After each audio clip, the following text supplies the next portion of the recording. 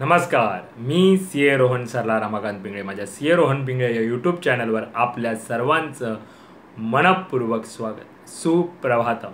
सुरुवात करूया आपल्या मेडिटेशन व्हिडिओ आणि चिंतन डे 157ला. हाताच्या मुद्रा अशा, डोळे बंद करायचे आहेत, सरळ ताठ बसायचं आहे, पाठीचा कणा एकदम सरळ, चेहऱ्यावरती स्मित हास्य आणि सर्वात प्रथम आपल्या आईवडिलांना वंदन करायचं आहे, नमस्कार करायचा आहे आणि त्यांना धन्यवाद द्यायचे आहेत. आम्हाला जन्म दिल्यापासून आज तागायत आमच्यासाठी तुम्ही जे काही केलं, जे काही करत आहात आणि पुढेही जे काही करणार आहात त्यासाठी मनापासून धन्यवाद धन्यवाद धन्यवाद. Thank you so much. आता आपल्या गुरूंना, गुरुबंधूंना वंदन करायचं आहे, नमस्कार करायचा आहे आणि त्यांना धन्यवाद द्यायचे आहेत. आम्हाला आजपर्यंत तुम्ही जे काही शिकवलं, जे काही शिकवत आहात आणि पुढेही जे काही शिकवणार आहात त्यासाठी मनापासून धन्यवाद धन्यवाद धन्यवाद. Thank you so much. धरणी माता, आकाश, अग्नी, वारा, पाणी आणि निसर्गातील प्रत्येक गोष्टीला मनापासून धन्यवाद धन्यवाद धन्यवाद. Thank you so much. आम्हाला मिळत असलेल्या 2 वेळेच्या पोटभर अन्नासाठी आणि त्या प्रक्रियेमध्ये असलेल्या सर्वांना मनापासून धन्यवाद धन्यवाद धन्यवाद. Thank you so much. माझ्यामध्ये सतत सकारात्मक ऊर्जा, सकारात्मक विचार येत आहेत. मी ते आकर्षित करीत आहे. मी आनंदी आहे, सुखी आहे, निरोगी आहे, यशस्वी आहे. मी सर्वांचा सन्मान करतो. मी ब्रह्म आहे. मी त्या चैतन्यमय ऊर्जेचा अंश आहे. मला सर्व शक्य आहे. मी सर्वांना सकारात्मक ऊर्जा, सकारात्मक विचार देऊ शकत आहे, कारण यामध्ये मला पूर्ण युनिवर्स अविरत मदत करत आहे आणि त्यासाठी या पूर्ण युनिवर्सचे मनापासून धन्यवाद धन्यवाद धन्यवाद. Thank you so much. आणि आता आपण ओंकार ध्यानाला सुरुवात करूया.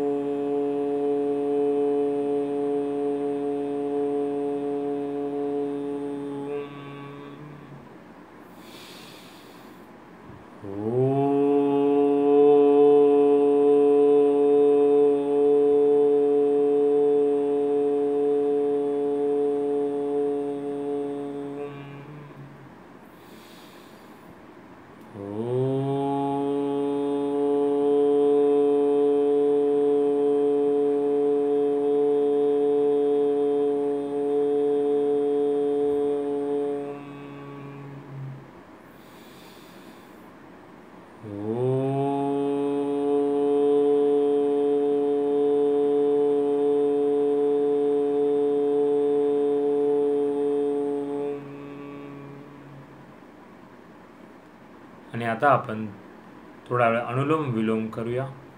एका नाकपुडीने श्वास सावकाश आत घ्यायचा आहे आणि दुसऱ्या नाकपुडीने श्वास सावकाश सोडायचा आहे आणि पुन्हा एकदा त्याच नाकपुडीने श्वास सावकाश आत घेऊन दुसऱ्या नाकपुडीने श्वास सावकाश सोडायचा आहे. सुरुवात करूया अनुलोम विलोम.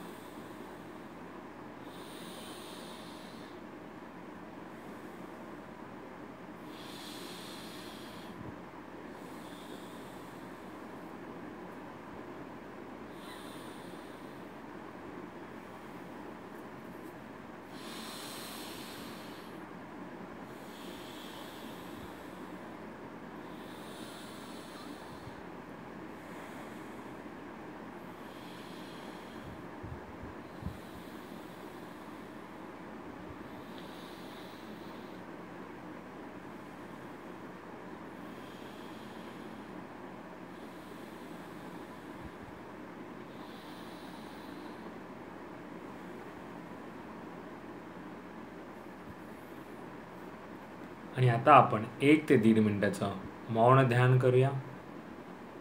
चेहऱ्यावरती स्मित हास्य आणि जे काही विचार येत असेल त्यांना येऊ द्या, अडवण्याचा प्रयत्न करू नका. सुरुवात करूया 1 ते 1.5 मिनिटाचं मौन ध्यान.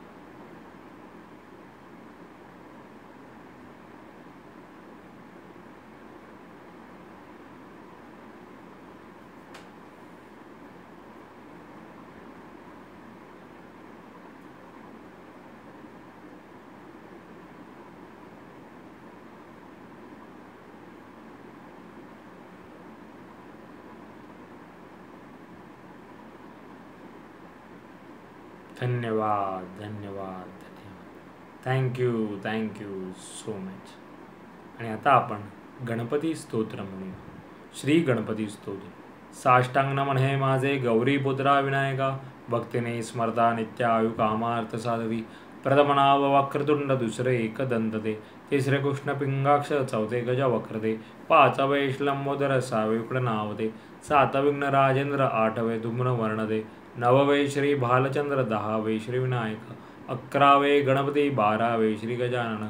देवनावे अशी 12, 3 संध्यामने नर. विघ्न भीती नसे त्याला, प्रभो तू सर्व सिद्धी दे. विद्यार्थ्याला मे विद्या, धनाद्याला मे धन, पुतात्याला मे पुत्र, मोक्षार्थ्याला मे गती. जपता गणपती स्तोत्र 6 मासात फळ, 1 वर्ष पूर्णता मे सिद्धी न संशय. न आनंदाने अचले झाले संपूर्ण स्तोत्र, श्रीधरण प्रभुज्ञा अनुवादिले.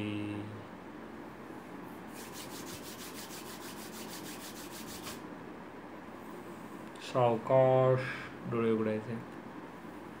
मेरा भी मंगल तेरा भी मंगल, सबका मंगल होवे रे. मेरा भी मंगल तेरा भी मंगल, सबका मंगल होवे रे. मेरा आपकी कृपा से सब काम हो रहा है. मेरा आपकी कृपा से सब काम हो रहा है. करते हो तुम कन्हैया, मेरा नाम हो रहा है. करते हो तुम कन्हैया, मेरा नाम हो रहा है. मेरा आपकी कृपा से सब काम हो रहा है. हे ईश्वरा सर्वांना चांगली बुद्धी दे, आरोग्य दे. सर्वांना सुखात आनंदात ऐश्वर्यात ठेव. सर्वांचं भलं कर, कल्याण कर, रक्षण कर. आणि तुझे गोड नाम मुखात अखंड राहू दे. धरणी मातेला नमस्कार करायचा आहे. Thank you so much for giving me such a kind of wonderful life to live. खूप खूप आभारी आहे असे सुंदर आयुष्य जगण्याबद्दल. मनापासून आभारी आहे. Truly blessed, truly grateful from my bottom of the heart. हृदयापासून धन्यवाद धन्यवाद धन्यवाद. आजचा आपला चिंतनाचा विषय आहे व्याधी, दुखणं, खुपणं हे सर्वांना असतंच. पण त्या व्याधी, दुखणं आणि खुपण्याचा आपण स्वतःला किती त्रास करून घेतो हे महत्त्वाचं आहे. यावर आपल्याला आज चिंतन करायचं आहे. म्हणजेच काय, तर व्याधी, दुखणं, खुपणं काही ना काहीतरी आपल्याला होत असतंच. पण आपण त्याचाच सतत विचार करत राहिलो, आपण त्याचा त्रास करत राहिलो, तर ते व्याधी, दुखणं, खुपणं बरं होण्याच्या ऐवजी वाढतं. तुम्ही स्वतः याचा अनुभव घेतला असेल. आपल्याला व्याधी, दुखणं, खुपणं हे सगळ्यांना होत असतं हे माहिती आहे, आणि जर झालंच तर त्याच्यातून बाहेर येण्यासाठी, त्याच्यातून बरं होण्यासाठी जे काही करता येईल ते करायला हवं. मग त्याबद्दल सकारात्मक विचार करायला हवा की येस, आपल्याला झालंय तर आता आपण याच्यातून बरं कसं होणार याकडे बघायला पाहिजे. आपला दृष्टिकोन तसा ठेवला पाहिजे. आपल्याला बरं व्हायचं आहे आणि हे बरं होण्यासाठी जे जे काही आपल्याला करता येईल ते करायचं आहे. आपल्याला कृती करायची आहे. नुसतं विचार करून नकारात्मक त्याचा आपल्याला त्रास सारखा करून घ्यायचा नाही आहे. कारण का जर आपण सतत नकारात्मक राहिलो, बरं होणार नाही आहे, का मलाच असा त्रास होतो आहे, हे जर असं आपण आपल्या स्वतःला बोलत राहिलो तर त्याचा आपल्या आजारावरती परिणाम वाढत जातो, दुष्परिणाम वाढत जातो. बरं व्हायला वेळ लागतो आणि बरं न होता आपल्याला मानसिक अशांतता सुरुवात होते. आणि सगळ्यात मोठा त्रास हा मानसिक अशांततेचा आहे. एकदा का मानसिक अशांतता आपल्याला सुरुवात झाली तर आपलं व्याधी, दुखणं, खुपणं हे वाढतं, कमी होत नाही. आणि अशा वेळी म्हणून त्यावेळी आपण जेवढे शांतपणे त्या सामोरं जाऊ हे महत्त्वाचं आहे. तुम्ही त्याच्याबद्दल सकारात्मक राहा, त्याच्याबद्दलचे उपाय शोधा आणि त्याच्यावरती कृती करत राहा. वेळ लागेल पण ते होईल. आणि कधी बरं होईल, जेव्हा तुम्ही त्याच्याबद्दल सकारात्मक राहाल, विश्वास ठेवाल. ज्या गोष्टी, जे उपाय तुम्ही करत आहात त्याच्याबद्दल तुम्ही विश्वास ठेवणं फार गरजेचं आहे. कुठलंही औषध कुठल्याही रोगावरचं लागू कधी पडतं, ज्यावेळी तुम्हाला तुमच्या त्या डॉक्टरवरती म्हणा, त्या औषधावरती विश्वास असतो. विश्वास असल्याशिवाय कुठलीही गोष्ट होत नाही. म्हणून याच्यावर चिंतन करा. एवढं आपल्याला पाहायचं आहे की आपलं दुखणं, खुपणं जे काही असेल ना, ते त्याच्याने आपलं मानसिक जे आहे, ती शांतता जी आहे ना, ती भंगली नाही पाहिजे. मानसिक अशांतता वाढली नाही पाहिजे. आपण शांत राहणं त्यामध्ये गरजेचं आहे. आपण बघा, जेव्हा थकतो, शारीरिक आपण थकतो, मानसिक पण थकवा जेव्हा येतो, तेव्हा आपल्याला झोपावंसं वाटतं, काही करूशी वाटत नाही. आणि आपण जेव्हा एक चांगली झोप काढतो तेव्हा आपलं शरीर, मन, मेंदू सर्व पूर्ण ऊर्जात्मक झालेलं असतं, उत्साही झालेलं असतं. हे छोटे छोटे लहान लहान अनुभव आपण सर्व घेतो, पण कधी कधी आपल्याला लक्षात येत नाही. आणि म्हणून कधी कधी आपण आपल्या व्याधी आणि दुखण्या खुपण्याचा नकारात्मक पद्धतीने विचार करून त्रास करून घेतो आणि आपली मानसिक शांतता भंगवतो. म्हणून याच्यावर चिंतन करा. पुढच्या वेळी तुम्हाला त्याच्यावरचे उपाय शोधायचे आहेत, कृती करायची आहेत, आपण बरे होणार, आपण चांगलं जगणार आहे आयुष्य, ह्याच्यावर फोकस करा. आणि मृत्यूचं भय तर बिलकुल बाळगू नका.